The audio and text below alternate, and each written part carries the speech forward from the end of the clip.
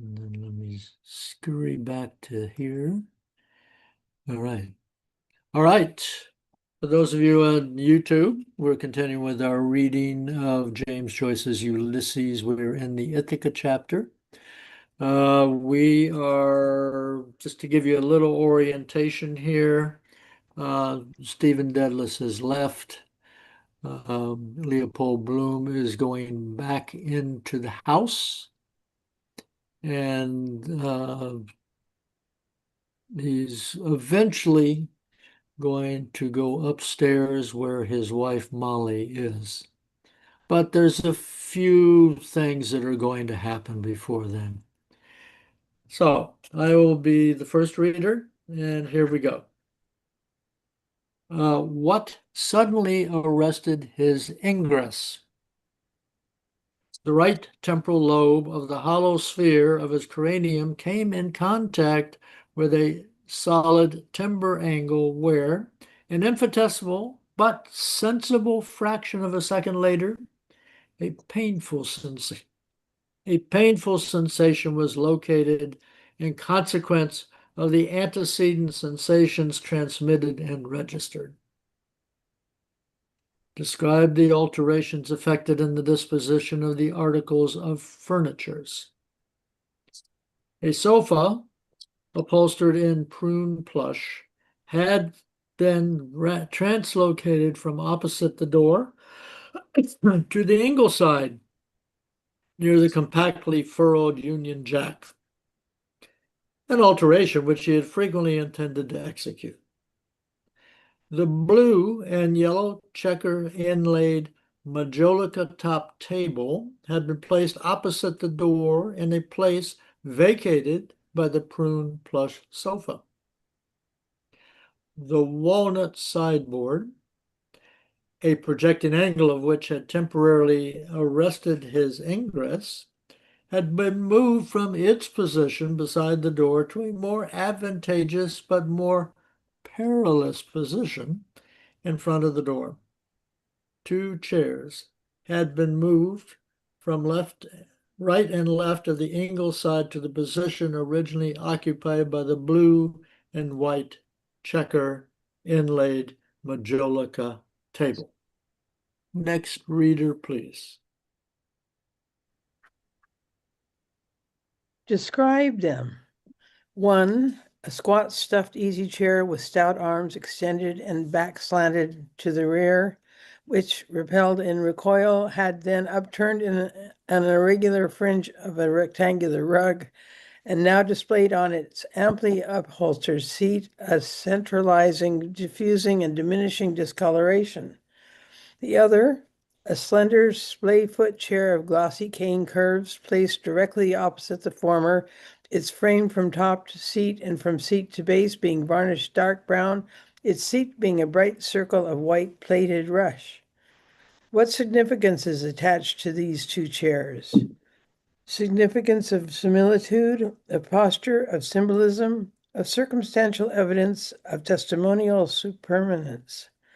What occupied the position originally occupied by the sideboard? A vertical piano, Cadby, with exposed keyboard, its closed coffin supporting a pair of long yellow ladies' gloves and an emerald ashtray containing 4 consumed matches, a partly consumed cigarette, and 2 discolored ends of cigarettes. Its music rest supporting the music in the key of G, natural for voice and piano, of Love's Old Sweet Song, words by Clifton Bingham, composed by J. L. Malloy, sung by Madame Antoinette Sterling. Open at the last page with the final indications: ad libitum forte, pedal animato, sustained pedal, ritirando, close. Next, please.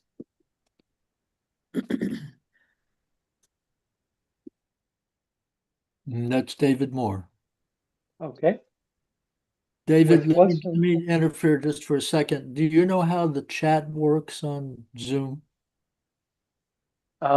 Yes.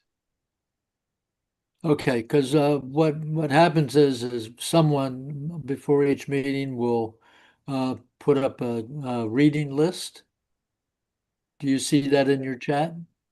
I just now opened it. Yes. Uh-huh. Okay, well, that will be true almost every time that one of the first orders of business will be to make a chat order, Okay. reading order, and then put it in the chat. Okay. And so Joe will go after me then today. That is correct. Okay. Very good. Thank you for telling me that. I didn't know about that. All right. Thank you. Can you remind me where we were again? With what sensations? Okay. Thank you. With what sensations did Bloom contemplate in rotation these objects? With strain, elevating a candlestick, with pain, feeling on his right temple a contused tumescence, with attention, focusing his gaze on a large, dull, passive, and slender, bright, active, with solicitation, bending and downturning the upturned rug fringe, with amusement, remembering Dr. Malachi Mulligan's scheme of color containing the gradation of green, with pleasure, repeating the words and antecedent act and perceiving through various channels of internal sensibility the consequent and concomitant tepid pleasant diffusion of gradual discoloration. His next proceeding, from an open box on the majolica top table, he extracted a black diminutive cone, 1 inch in height, placed it on its circular base on a small tin plate, placed his candlestick on the right corner of the mantelpiece, produced from his waistcoat a folded page of prospectus illustrated, entitled Agenda Nataeum, unfolded the same, examined it superficially, rolled it into a thin cylinder, ignited it in the candle flame, applied it when ignited to the apex of the cone till the latter reached the stage of rutilance, placed the cylinder in the basin of the candlestick, disposing its unconsumed part in such a manner as to facilitate total combustion. What followed this operation? That truncated conical crater summit of the diminutive volcano emitted a vertical and serpentine fume redolent of aromatic oriental incense. Next reader. What homothetic objects, other than the candlestick, stood on the mantelpiece? A timepiece of striated Connemara marble, stopped at the hour of 4:46 a.m. on the 21st of March, 1896. Matrimonial gift of Matthew Dillon. A dwarf tray of glacial arborescence under a transparent shade bell. Matrimonial gift of Luke and Caroline Doyle. An embalmed owl. Matrimonial gift of Alderman John Hooper. What interchanges of looks took place between these three objects and Bloom? In the mirror of the gilt-bordered pier glass, the undecorated back of the dwarf tree regarded the upright back of the embalmed owl. Before the mirror, the matrimonial gift of Alderman John Hooper, with a clear, melancholy, wise, bright, motionless, compassionate gaze, regarded Bloom, while Bloom, with obscure, tranquil, profound, motionless, compassionated gaze, regarded the matrimonial gift of Luke and Caroline Doyle. What composite, asymmetrical image in the mirror then attracted his attention? The image of a solitary, ipso-relative, mutable, alio-relative man. Why solitary? Ipso-relative? Brothers and sisters had he none, yet that man's father was his grandfather's son. Why mutable, alio-relative?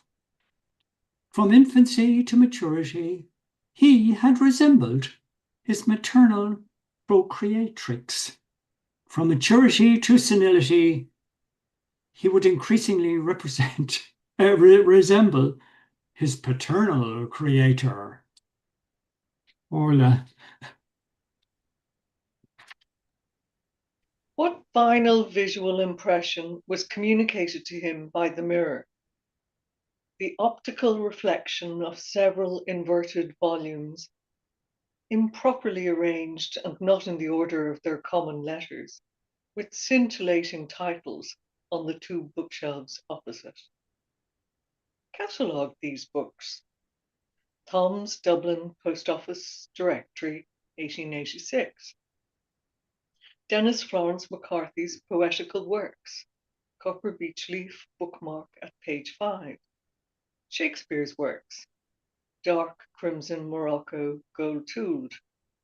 The Useful Ready Reckoner, brown cloth.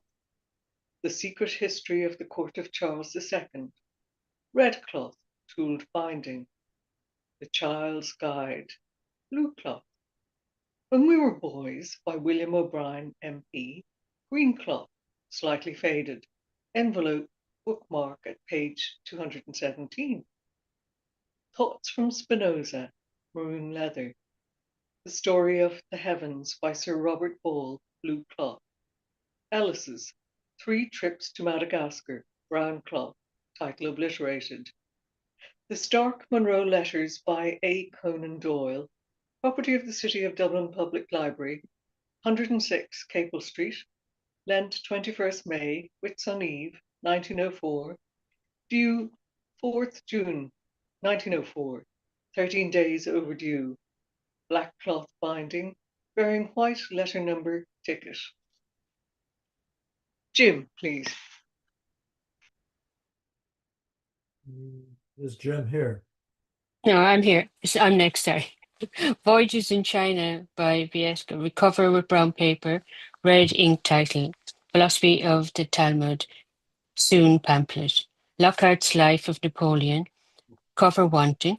Marginal annotations. Minimizing victories. Aggrandizing defeats of the protagonist. Stell and I'm missing letters there. Stell and Abel by Gustav Fittek. Brown boards, Gothic characters, cigarette coupons, bookmarks at page 24. Hosier's History of the Russo-Turkish War, brown cloth, 2 volumes with gummed label. Garrison Library, Governor's Parade, Gibraltar, on verso of cover.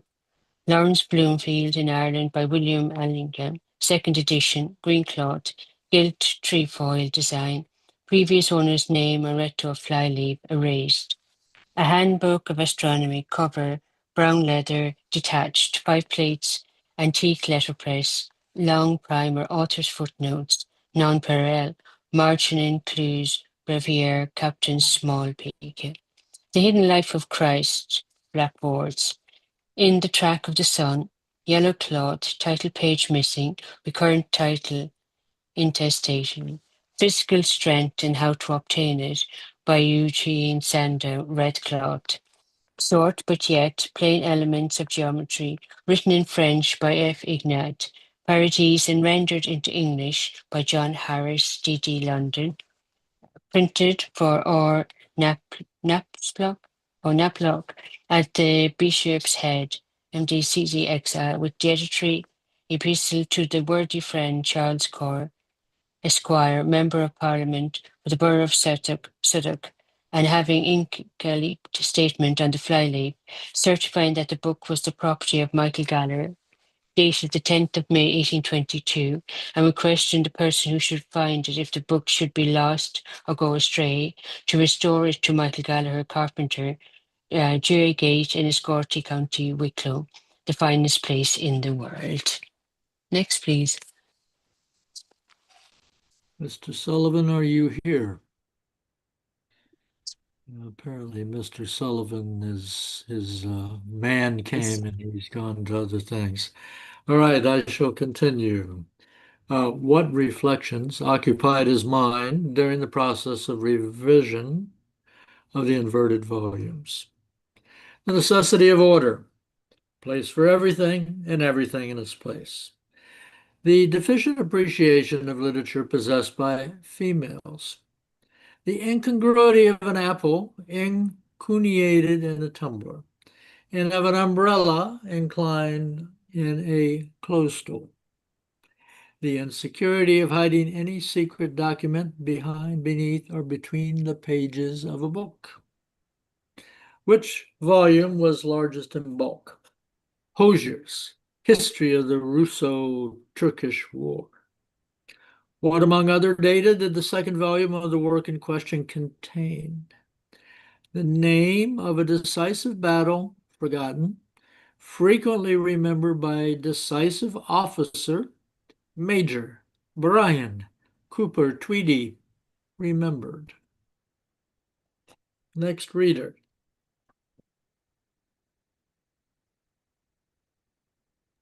Why, firstly and secondly, did he not consult the work in question? Firstly, in order to exercise mnemonic. Secondly, because after an interval of amnesia, when seated at the central table about to consult the work in question, he remembered by mnemotechnic the name of the military engagement, Plevna.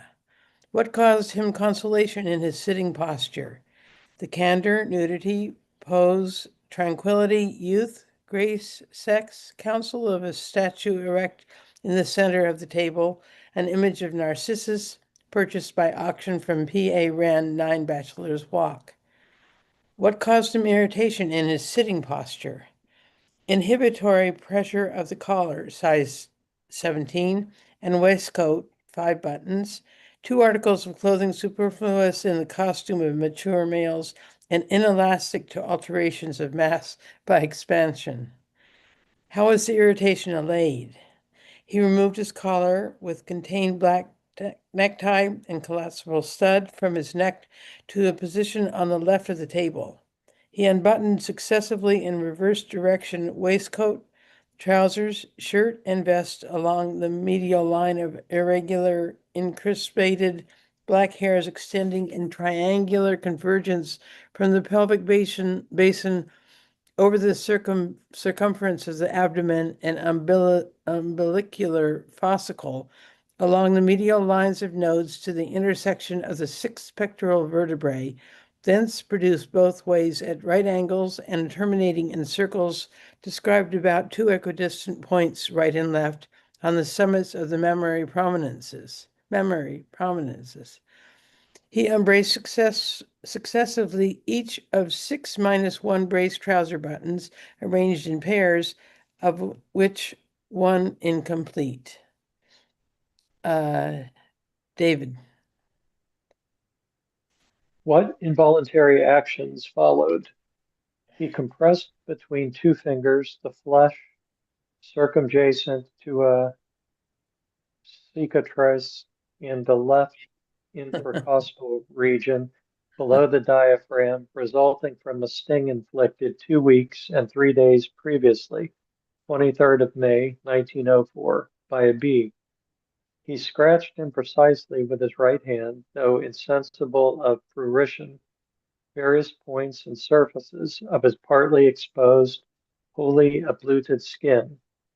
He inserted his left hand into the left lower pocket of his waistcoat and extracted and replaced a silver coin, 1 shilling, placed there presumably on the occasion 17th of October, 1903, of the interment of Mrs.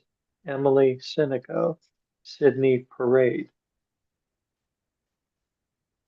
Compiled the budget for 16th of June, 1904. Debit 1 pork kidney, £0, 0 shilling, 3 pence. Is that correct, pence? Yes. Perfect. Perfect. Okay. 1 copy Freeman's Journal, £0, 0 shilling, 1 pence. 1 bath and gratification tramp fare, £0, 1 shilling, 6 pence. One in memoriam Patrick Dignam, £0, 5 shilling, 0 pence. 2 Banbury cakes, £0, 0 shilling, 1 pence. 1 lunch, £0, 0 shilling, 7 pence. 1 renewal fee for book, £0, 1 shilling, 0 pence. 1 packet notepaper and envelopes, £0, 0 shilling, 2 pence. 1 dinner and gratification, £0, 2 shilling, 0 pence. 1 postal order and stamp, £0, 2 shilling, 8 pence. Tram fare, £0, 0 shilling, 1 pence. 1 pig's foot, 4 pence. 1 sheep's trotter, 3 pence. 1 cake fries plain chocolate, 1 pence. 1 square soda bread, 4 pence. 1 coffee and bun, 4 pence. Loan, Stephen Dedalus, refunded, £1, 7 shillings, 0 pence. Balance, £0, 17 shilling, 5 pence. Total, £2, 19 shilling, and 3 pence. And I will pass that on to Joe. Okay, credit, pound, shilling and pence. Cash in hands, 4 shilling and 9 pence. Commission received, Freeman Journal, £1, 7 and 6 pence. Loan, Stephen Dedalus, £1, 7 shillings. Total, £2, 19 shillings and 3 pence. Did the process of divestiture continue? Sensible of a benignant, persistent ache in his foot soles, he extended his foot to one side and observed the creases, protuberances, and salient points caused by foot pressure in the course of walking repeatedly in several different directions. Then, inclined, he disnoded the lace nuts, unhooked and loosened the laces, took off each of his 2 boots for the second time, detached the partially moistened right sock, through the fore part of which the nail of his great toe had again effracted, raised his right foot, and having unhooked a purple elastic sock suspender, took off his right sock, placed his unclothed right foot on the margin of the seat of his chair, picked at and gently lacerated the protruding part of the great toenail, raised the part lacerated to his nostrils and inhaled the odour of the quick, then with satisfaction threw away the lacerated umbilical fragment. Why with satisfaction? Because the odour inhaled corresponded to other odours inhaled of other umbilical fragments, picked and lacerated by Master Bloom, pupil of Mrs. Ellis's juvenile school, patiently each night in the act of brief genuflection and nocturnal prayer and ambitious meditation. I'll pass it over to Orla there. In what ultimate ambition had all concurrent and consecutive ambitions now coalesced? Not to inherit by right of primogeniture, Gavelkind or Borough English, or possess in perpetuity an extensive domain of a sufficient number of acres, roods and perches, statute land measure, valuation £42, of grazing turbary surrounding a baronial hall, with gate lodge and carriage, drive nor, on the other hand, a terrace house or semi-detached villa, described in Rus in Urbe or Qui Cisana, but to purchase by private treaty in fee simple, a thatched, bungalow-shaped, 2-story dwelling house of southerly aspect, surmounted by vane and lightning conductor, connected with the earth, with porch covered by parasitic plants, ivy or Virginia creeper, hall door olive green with smart carriage finish and neat door brasses,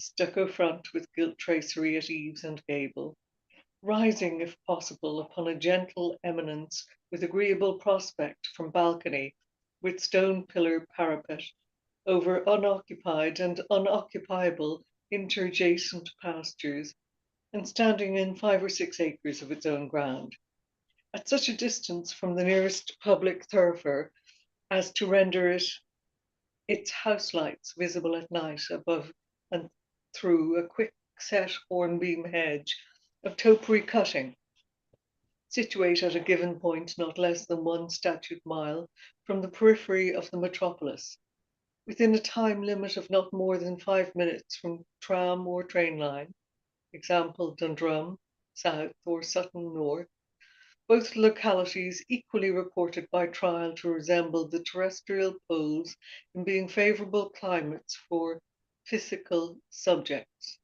The premises to be held under fee farm grant, lease 999 years. The message to consist of 1 drawing room with bay window, 2 lancets, thermometer affixed, 1 sitting room, 4 bedrooms, 2 servants' rooms, tiled kitchen with close range and scullery, lounge hall fitted with linen wall presses, fumed oak sectional bookcase containing the Encyclopedia Britannica and New Century Dictionary, transverse obsolete medieval and oriental weapons, dinner gong, alabaster lamp, bowl pendant, vulcanite automatic telephone receiver with adjacent directory. I'm going to hand over here to Anne. Okay, I'm ready. Okay. Just 10 tough days excellent carpet with cream ground and trellis border, blue table pillar and claw legs, heart with massive fire brasses with ormolu mantle chronometer clock, guaranteed timekeeper with cathedral chime barometer with hydrographic chart, comfortable loud CTs and corner fitments upholstered in ruby plush with good springing and sunk center, 3 banner Japanese screen and cuspidors, club style, rich wine-colored leather, gloss renewable with a minimum of labor by use of linseed oil and vinegar, and pragmatically prismatic central chandelier luster bentwood, perched with finger tame parrot, expurgated language, embossed mural paper at 10 shillings per dozen, with transverse swags of carmine floral design and top crown frieze, staircase, 3 continuous flights at successive right angles of varnished clear-grained oak, thread and risers, newel, balusters and handrail with stepped up panel dado, dressed with camouflaged wax, bathroom hot and cold supply, reclining and shower, water closet and mezzanine provided with opaque single pane oblong window, tip up seats, bracket lamp, brass tier rod and brace, armrest, footstool and artistic oleograph on inner face of door, ditto plain, servants' apartments with separate sanitary and hygiene accessories for cook, general, and between maid. Salary rising by biennial unearned increments of £2 with comprehensive fidelity insurance, annual bonus £1, and retiring allowance based on the 65 system. Okay, after 30 years service. Pantry, buttery, larder, refrigerator, out offices, coal and wood cellarage with wine bin, still and sparkling vintages for distinguished guests. If entertained to dinner, evening dress, carbon monoxide gas supply throughout. Okay, I think we're back to you, Duncan. I think that will suffice for the non, and Okay. we will talk about what we read. So let me put some kind of mark. I need to figure out a mark here. Mm-hmm. Okay, all right. Going back to.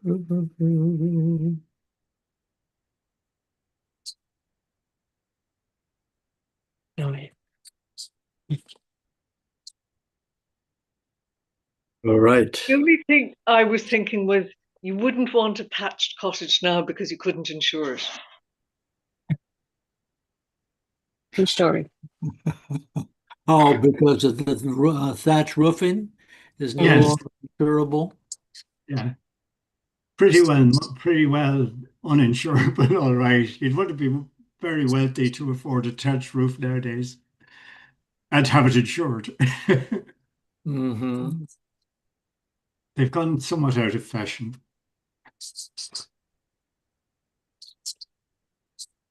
Notice that last phrase, carbon monoxide gas supply throughout. Yeah. Mm-hmm. Mm-hmm. And my researches into the gas supply have taken on monster proportions. Mm. And you know, remember a few weeks ago that there's no electricity supply in this house that Bloom and Stephen are meeting with. That is definitely the case because I managed to uncover a book from 1984, A History of Electricity Supply in Ireland. And in 1904, the electricity supply company that existed had a total of 650 customers, Mm-hmm. none of them private dwellings. They were all uh, Businesses. stores with lit windows and Mm-hmm. elevators, Mm-hmm. Mm-hmm. about 1,000 yards each side of the River Liffey. And Dublin itself was lit by gas. And I won't bore you with it, but I have a photograph of 7 Eccles Street, and there's a street light right outside that window at the room where the boys are meeting. They were meeting, they had the light coming from the street, and it was gas lit. Wow. Okay. So you could see that, like, you know, kind of obsessions can take hold of Joyce readers. But interesting that this house he envisages has no electricity supply. And so, I'm sure we've gone over this at some point. In the evening time, what was the Bloom residence illuminated by? Illuminated by candle and Yeah. Only candle. well, gaslight as well. Um, Okay. but the main primary one seems to have been candle, in that Mm. when so down and comes in by on the side entrance or the under the steps entrance, he immediately lights a candle. He doesn't turn Candle. on. Right. That's right. And when he comes in from the cat or from the garden with After Stephen leaves. Definitely. Yeah. It's a he lights, candle. another candle. And even well, we won't wander into other stories, but you can see that it's basically they carry candles around the house. Uh, and you'd be delighted to know that the electrification of the Dublin streetlights was completed in 1957. Oh, that's okay. The last gaslight was removed and replaced in 1957. So you could see that Dublin by gaslight, it really is a thing. Mm-hmm. So, Well, where I am now, actually, that's about the time that electricity came to my area. yeah, yeah, this is the capital city of a European country. You know? Well, I will say that it was probably only because Lyndon Johnson was from this area. I live about Yeah, miles from Johnson City. yeah. And it was because Lyndon Johnson was first the vice president, and then, he was a very powerful politician. Oh, And yeah. he brought electricity to the countryside. Austin, of course, had electricity long before, but the countryside where I live, which is only 50 minutes outside of Austin, really didn't start getting electricity till quite a bit later. Very good. But that explains why that first paragraph you're reading, why Bloom, going back in out of the light, manages to bang his head. Yeah. That's my excuse for raising it again. Yes, that would be one reason. Of course, as we shall find out, the other reason is because Boylan and Molly had moved stuff around. You see, Yeah. and he's in the half light or quarter light. Yeah, yeah, yeah. So, but we at that point we're right back in the Odyssey. You might remember last week the lock was turned very carefully very descriptively by Bloom. Mm-hmm.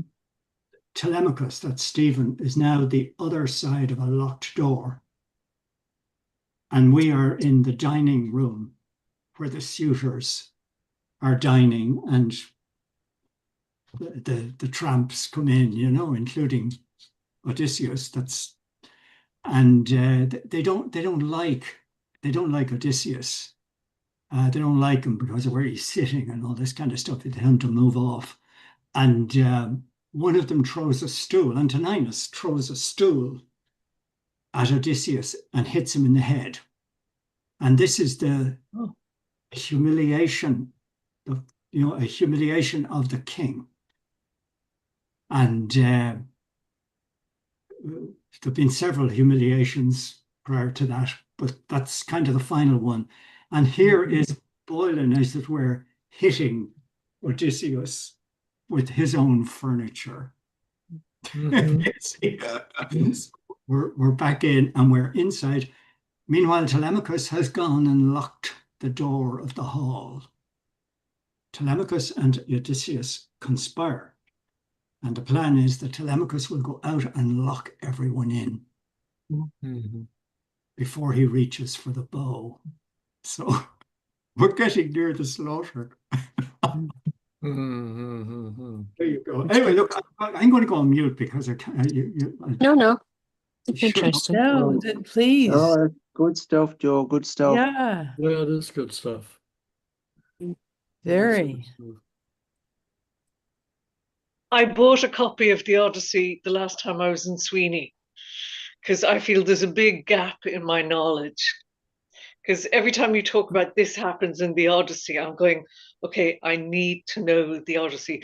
Or when it's this episode in Ulysses, and I'm going, Well, or then the people. People have been studying the Odyssey for however many thousands of years, and they're still coming up with new stuff. I sincerely hope poor Bill is not watching these recordings. Acting. Oh, yeah, I think he's off on his own Odyssey. yeah. Bill, I agree with Bill on a lot of things, but I think I annoyed him about this endless referring to Homer. Yeah. Oh, Mm. bless. So if you're watching, Bill, apologies. Hmm. Well, one thing that comes to my mind is, in addition to having sex, that apparently Boylan and Molly did Move the practice. furniture. The furniture They is did what? moved around. They did what, Duncan? They did rehearse. Oh, Remember, the right. excuse for him coming was they were Yes, going to be yes. rehearsing for their tour that was coming up. So, they did rehearse, Okay. Yeah. okay, because all the furniture is moved around. And I found it very curious that the reason why he hit his head was because the sofa had been moved, which he had been intending to do, if I understand that, an alteration which he had frequently intended to execute. So Bloom himself has thought about moving that sofa many times without doing it. Yeah. Oh. And apparently Molly and Boylan moved the sofa in preparation for their rehearsal. So I thought that was interesting. Yeah, it does look like it because Love's Old Sweet Song, the piano Yeah. music is the right spot for the rehearsal.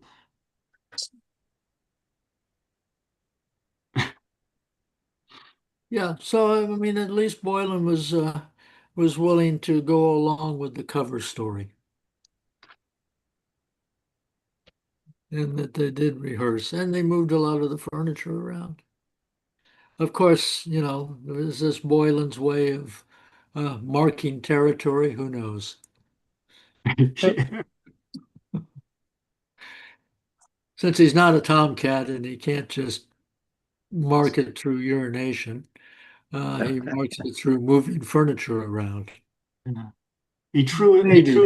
I won't go too far with that. Did we come across the betting ticket pieces yet? I think we did, didn't we, in the earlier on? No, He tore up the betting tickets. Yeah, weren't they in the living room on top of the dresser Yeah, when he when went to get the coffee or whatever he was getting? he's an untidy bugger, as well as Mm. everything else. He doesn't take his rubbish with him. well, we still have a long time to go before Bloom gets upstairs. Mm.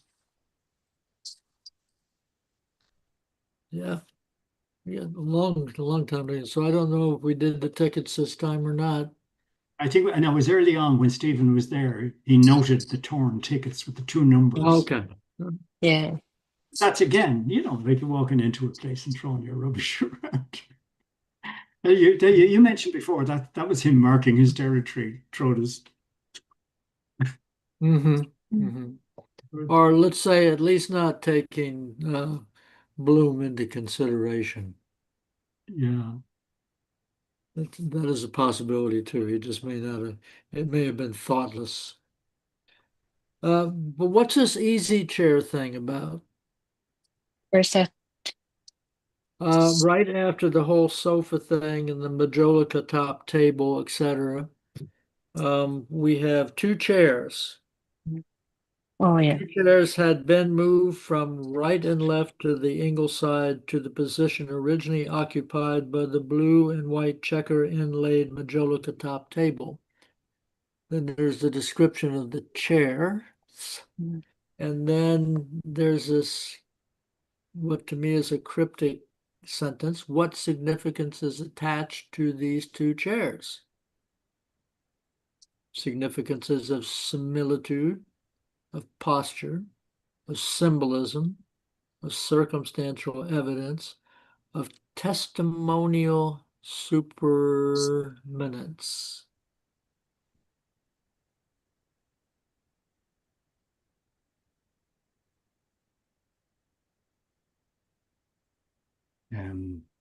Anybody have anything to say about any of that? Sam Sloat. Have you got that, Katrina? Do you want to read it?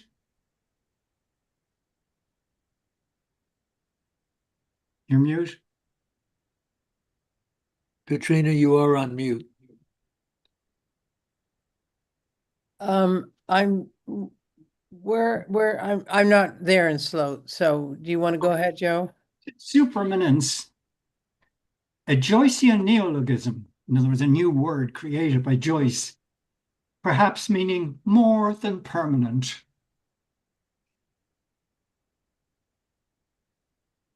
Sorry about that, guys. More than permanent. That's all he says. Super permanent. Work that into it. That's all he has to say about that? Yeah. Yep. He ignores it. That looks like a PhD paper right there. Yeah. Of some amplitude. Similitude of posture. It's like the pair were at the funny business on the chair, in other words, on the two chairs in some way. But anyway, I'll leave it to the commentators to work that one out. I don't know.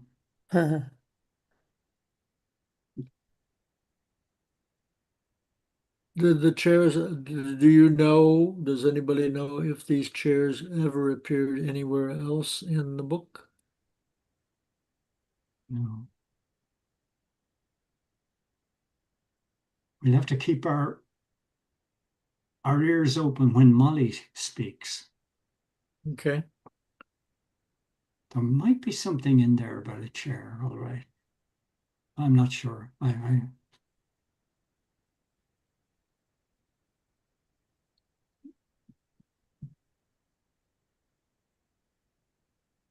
circumstantial evidence.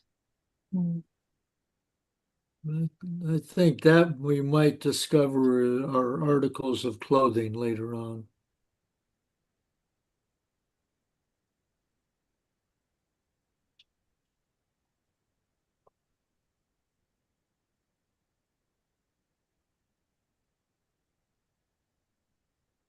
If they're Molly's and Bloom's chairs where they sit beside each other, if it's testimonial superpermanence, would that be that no matter what's happened, that this that they will continue to sit side by side? Yeah, yeah. Because what's interesting is the repelled and recoil when described them.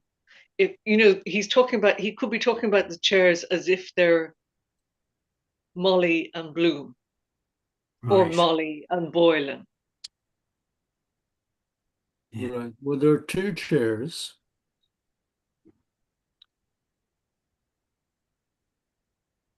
And it's interesting. I mean, we only see Molly in the book. Yeah. Correct me if I'm wrong. We only see Molly in the book. In the bedroom Yeah. during the entire book. And I will just throw a wild idea out there. One, I would speculate, or at least I would consider the fact that perhaps before Rudy died, that perhaps they actually would sit in the chairs downstairs. And that after Rudy's death, that Molly became retreated more to the bedroom, and Bloom retreated more to the outside. Yeah.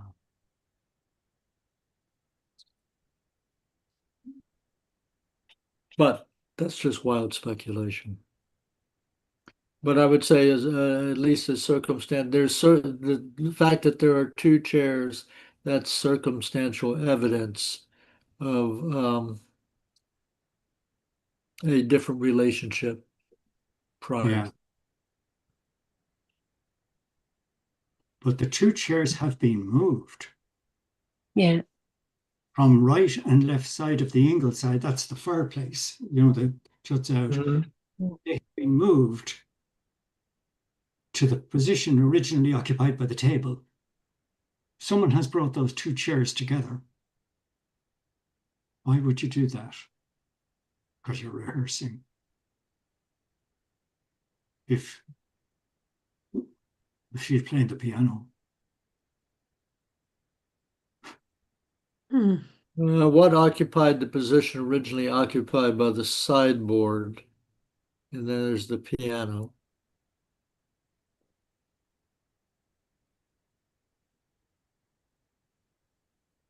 It's an awful pity we don't have 7 Eccles Street still.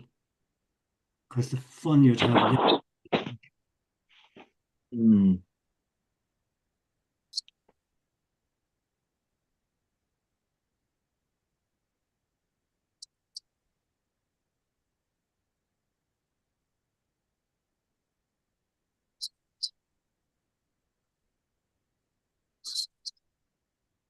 Yeah, I don't know. Yeah, it's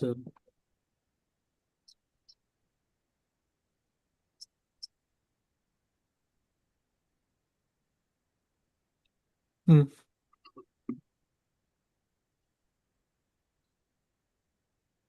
But like I say, I mean, there is evidence that they actually that Boylan and Molly actually practiced.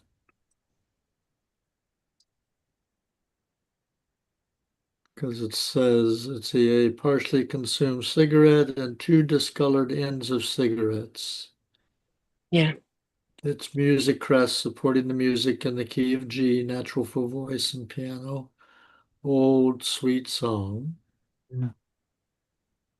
Open to the last page with the final indications ab libitum, forte, pedal, animato, sustain, pedal, ritirando, close. It sounds like Molly moved these chairs. Like I don't think Boylan would have any reason to come into the house and start moving furniture around, for two armchairs and to bring them together. They occupy the position the table had, where they were separated by the fireplace. Someone has brought them, and the only other person's Molly. Well, perhaps that's part of the symbolism right there.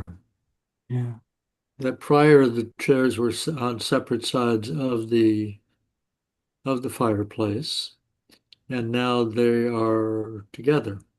yeah. But I'm restraining myself from over over explaining. Well, Sloat has something to say about it.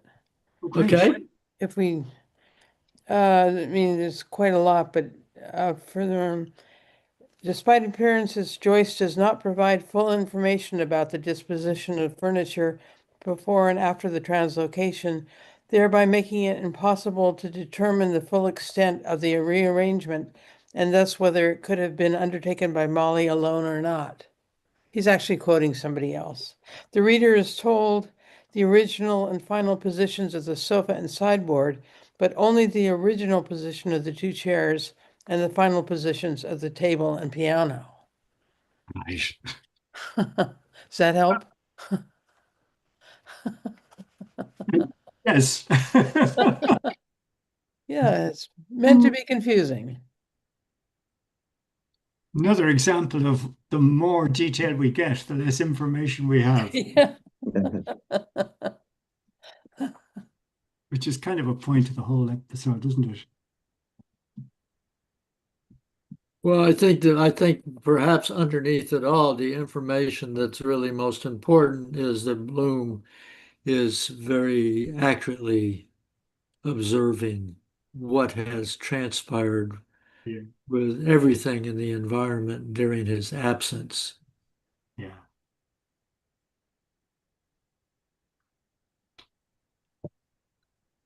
Which I would say makes a lot of sense, since the first thing that happens to him when he enters into that part of the house is he hits his head.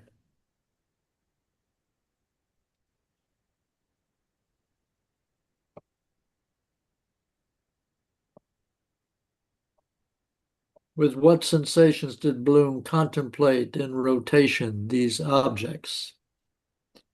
With strain, elevating a candlestick. With pain, feeling on his right temple a contused tumescence. With attention, focusing his gaze on a large, dull, passive, and slender, bright, active.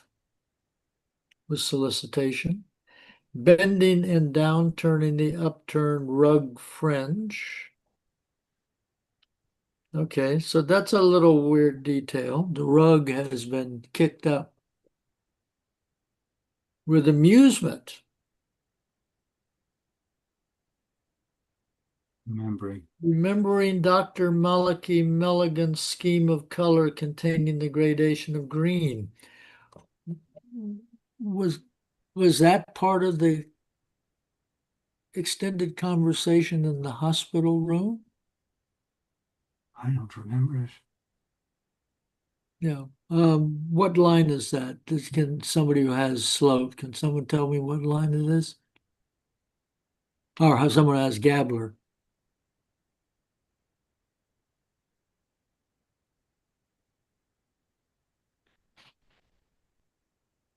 Go back here, I've gone too far.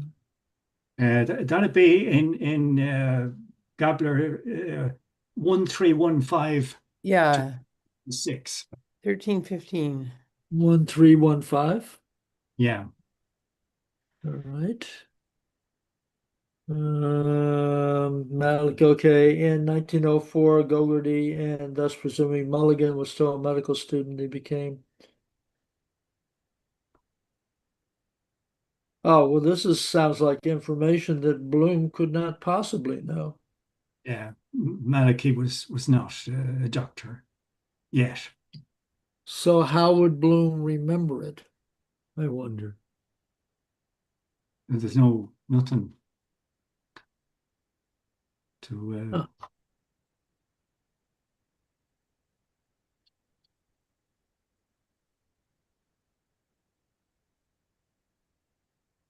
That's curious.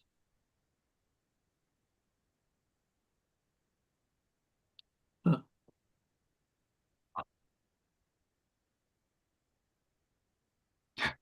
Because if you go up to describe them, the diminishing discoloration, a centralized and diffusing diminishing discoloration is mentioned about the squat's stuffed easy chair. And he has it here again with amusement remembering containing the graduate, where is it? It's got concomitant tepid pleasant diffusion of gradual discoloration again. yeah. Hmm. I know there's musicality to what he's doing, but it's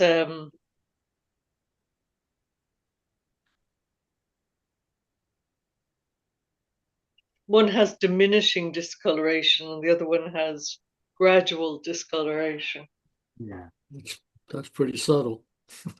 So they're well used. In other words, that's frequently used. Okay, yeah, right. It goes back to your point, Duncan. This is where they used to sit. Say that again, Joe. Your point about this is where they used to sit, Molly and Mm-hmm.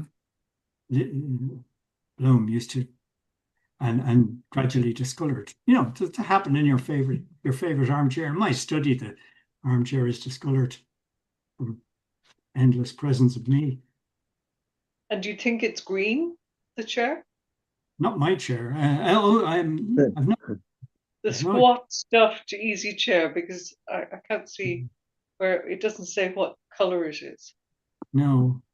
His case with amusement, remembering Dr. Malachi Mulligan's scheme of color containing the gradation of green.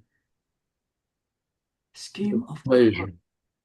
Oh, was Repeating the words an antecedent act and perceiving through various channels of internal sensibility the consequent and concomitant tepid, pleasant diffusion of gradual discoloration. yeah.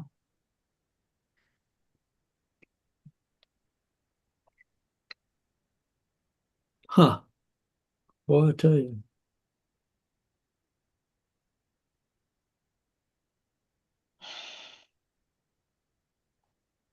That's entirely too specific and detailed to not have some kind of meaning.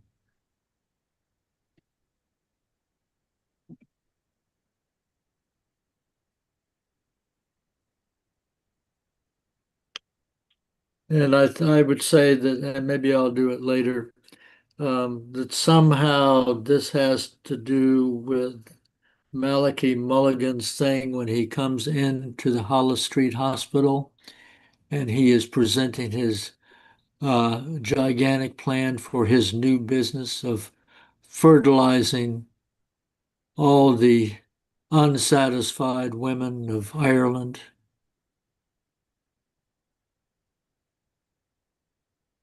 Somehow that's where I will look first.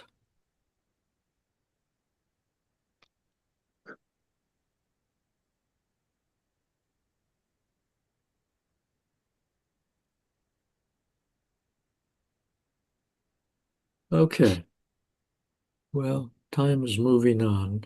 Let me mention another thing that I find curious about the living room is the amount of wedding gifts. Yeah.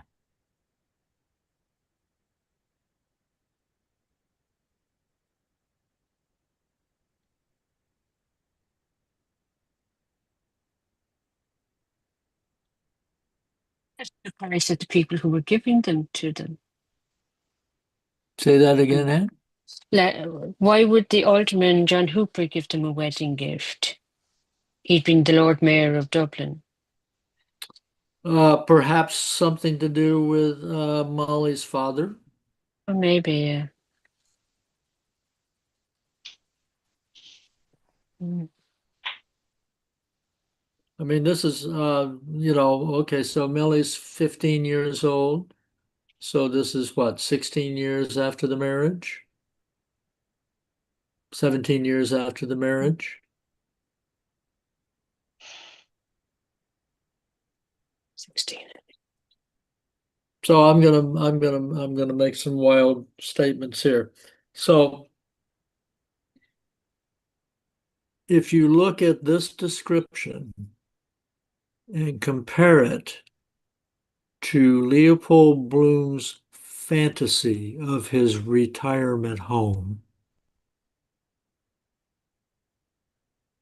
the contrast is glaring. That they are still working off of their wedding gifts. And those are probably the chairs that they got when they were first married and when they were first married.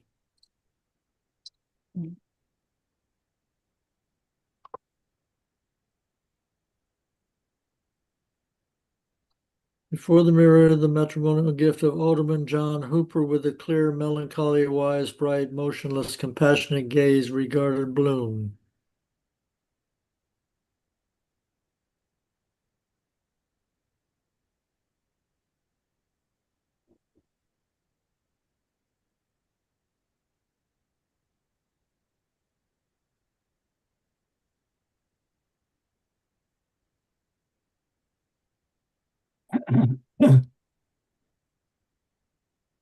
By the way, I've just been through the whole of Ulysses, 136 instances of the word green, and there's none of them related to Malachi Mulligan. Oh, okay. You ran a word search for green. Yeah, yeah, only 136 of them, and nearest thing I can see is green. Bannon says green. The bull coming to Ireland, and green is the grass and all this kind of stuff. There's a lot of greens in there, and Malachi Mulligan's in the room, but it's Bannon speaking. But anyway, that was a very quick exercise. But and the guy swimming back in the tower, but Shabloom wasn't in the tower, so there's no point, and he wouldn't have heard that. So I don't know. They're very strange wedding gifts, aren't they? Anyone ever given a stuffed owl as a wedding present? Yeah. No. Might be too generous. If I were speculating, I would say that the alderman was invited via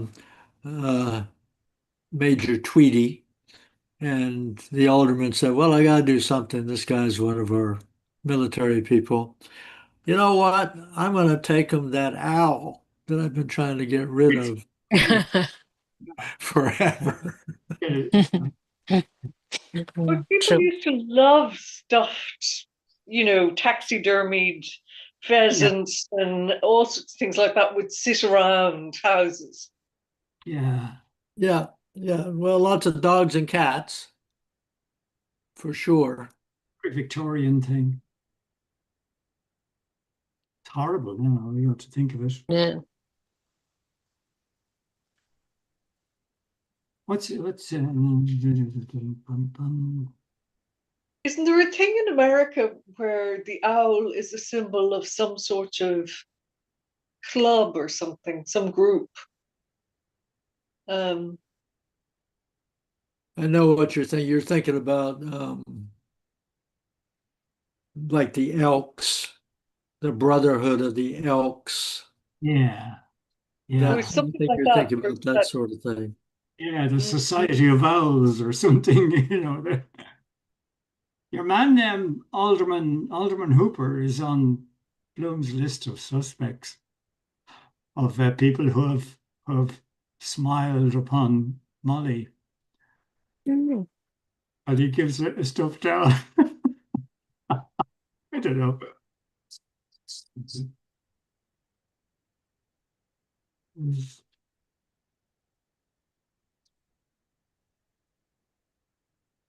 I might pay a visit on Saturday. He's in ZG 178.5.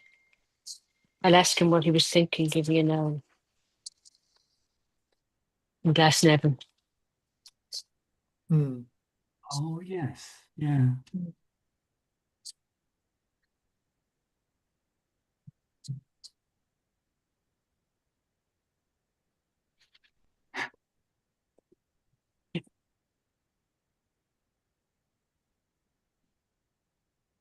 Well, it's very interesting that after Bloom has done his survey, very soon after Bloom has done his survey, so Bloom comes into the house, he hits his head, he does his survey of what's been moved around. Then he starts going through the various possessions, looking at the marriage gifts that are on the mantle and all this kind of thing. Yeah, Then he goes fairly quickly. He goes through his books, Mm. which is a pretty odd collection of books. Um, Pretty random, it seems to me. Then he does his budget, and then he immediately, right after that, pretty soon after that, he's got to smell his toenail first. He goes into his dream. yeah, Obviously, something that he has thought a lot about. He has a lot of detail in this retirement fantasy of his. yes, yes. It's his. So I mean, I would say that, you cannot have things worked out in that much detail unless you have been giving it a lot of thought over a long period of time. Yeah, And this to me is Bloom's version of Gertie McDowell's fantasies. yes, yeah, That Gertie also, her fantasy taken from the magazines, et cetera, is very well worked out and with a lot of detail. yeah, And I think that just like with Gertie, her fantasies were her consolation, Nation. that this yeah, is also Bloom's consolation. yeah, yeah. He's got very expensive tastes. Yeah, yeah. Well, yeah, he but it's a bit does. like, sorry, in the Irish Times, I don't know, it's Wednesday or Thursday, they have a property page. And everybody pulls it out and goes through all the houses, well, at least the people I know, and go, that one won't suit. It could be 7 million, but that won't suit because it's sort of it's like a game. It's like you're never going to be able to afford them anyway. So Yeah. it's why they won't suit you. Yeah. And because Okay. property, it's a big issue in Ireland that so few people can afford anywhere to live anymore. I'm sure Right. it's the same in the States. So Yeah, very you much end so. up looking at all these fantastic, flashy houses going, oh, if I had it, I'd do it differently. Yeah. And they do go out to those. See, some people go as far as viewing houses. They have no intention of buying. Yeah, Just it's a great entertainment. yeah, And I mean, the lottery also plays into this sort of fantasy. of course.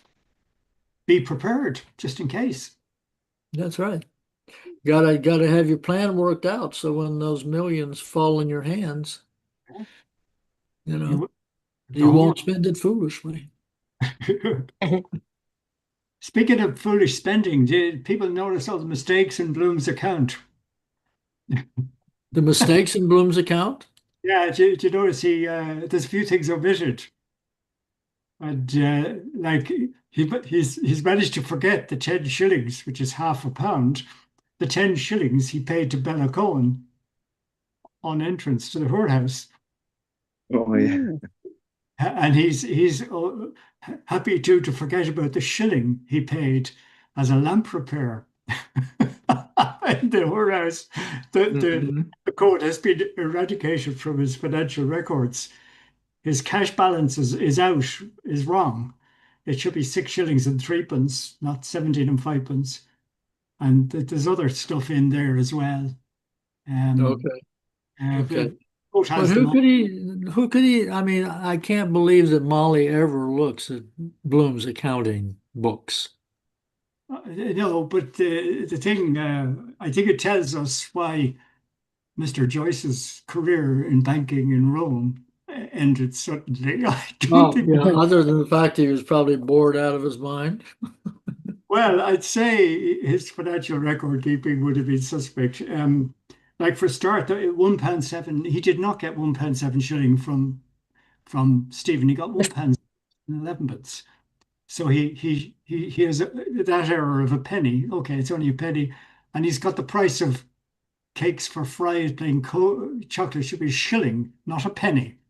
And that's 1/12 of its actual price, and he still manages to balance his cash. So I'd say if he was working as a cashier, he was working as a cashier, and if he was making up his cash like that, he wouldn't have lasted many weeks. Hmm. Hmm. Hmm. Interesting. Aside from you do not prepare a budget for the past. Okay, well, we have actually arrived at the 30 minutes after the hour. And I am going to suggest that we start at in what ultimate ambition had all the concurrent and consecutive ambitions now coalesced, which means that we would go through again Bloom's retirement fantasy. Okay. Okay. What orientation had done? Oh yeah. Okay. So that for Thank you. me, let's see, that's going to be 9/18, 25. What's the Gabler? Where is that in Gabler? 585. 585. Mhm. Okay, and what line is that? 90 something, 1496, Yeah, 1496. roughly. Yeah. 97, yeah, Okay, something okay, like that. okay. So right. we almost caught up to where we finished reading. So that's good, Good point. right? What page is that on Wordsworth? 616. Okay. So if you look at 616, it's actually the last section on page 616. And Oh, what yeah. ultimate ambition had all concurrent and consecutive ambitions now coalesced? And I Yeah. would just say that, I mean, this is He is, well, we still got a long way to go, but he is preparing himself to go upstairs. And he's not quite sure what's going to happen when he goes upstairs. So I think he's going over his retirement fantasy as a way of grounding himself, so Yeah. to speak. Yes. Yeah. Of you know, to go through one's retirement fantasy is to unconsciously remind oneself that one probably has a future, Just hope. which is what he wants. He wants to have a future, and yeah. Anyway.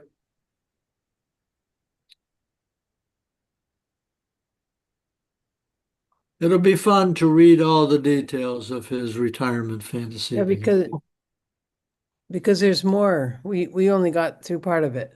Yeah. Yeah, there is quite a bit more. All right. Well, thank you all. Have a very good Oh journey yeah. Have fun, for take your pictures. field We trip. will. Mhm. Yeah. Indeed. Outside the church, folks. Outside, not inside. Meet up. Okay. Thank you. Thanks, Bye, everybody. everybody. We're all Bye. done. Bye, Thank you. everybody.